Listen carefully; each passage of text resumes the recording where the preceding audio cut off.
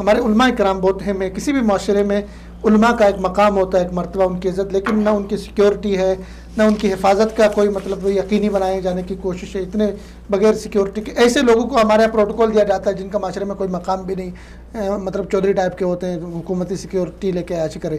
تاکہ عثمانی صاحب جیسے لوگ ہمارا اثاثہ ہے.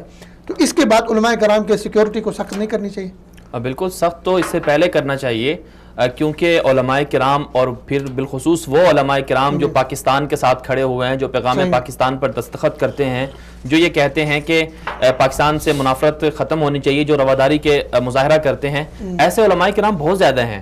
تو ان کی سیکیورٹی کا تو بندوبست کرنا چاہیے. لیکن افسوس کی بات یہ ہے کہ ہمارے ہاں جو بھی نئی حکومت آتی ہے وہ مدارس کے نام پر علماء کرام کو بھی ٹارگٹ کرتی ہے، اور مدارس کو بھی بجائے اس کے کہ ان کو سیکیورٹی فراہم کریں، بلکہ وہاں پر چھاپے مروائے جاتے ہیں کہ شاید وہ دہشت گرد ہوں.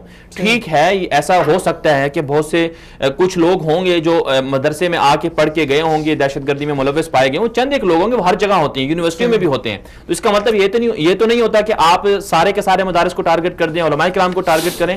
تو علماء کرام کی سیکیورٹی اور مدارس کے حوالے سے پورے پاکستان کے اندر اور پوری دنیا کے اندر ایک اچھا تاثر پیدا کرنا یہ حکومت کی ذمہ داری ہے. لیکن بدقسمتی یہ ہے کہ حکومت نے نیشنل ایکشن پلان کو صرف اور صرف مدارس کے ساتھ خاص کر دیا ہے. حالانکہ جو شدت پسند عناصر ہیں، جو دہشت گردی کے مرتکب ہوتے ہیں، وہ باقی لوگ بھی تو ہیں. تو اس لیے یہ حکومت کی ذمہ داری بنتی ہے کہ علماء کرام کو وہ اہمیت دیں. ان کا مقام و مرتبہ بہت بڑا ہے، اللہ کے ہاں بھی بڑا ہے اور دنیا میں بھی بہت بڑا ہے.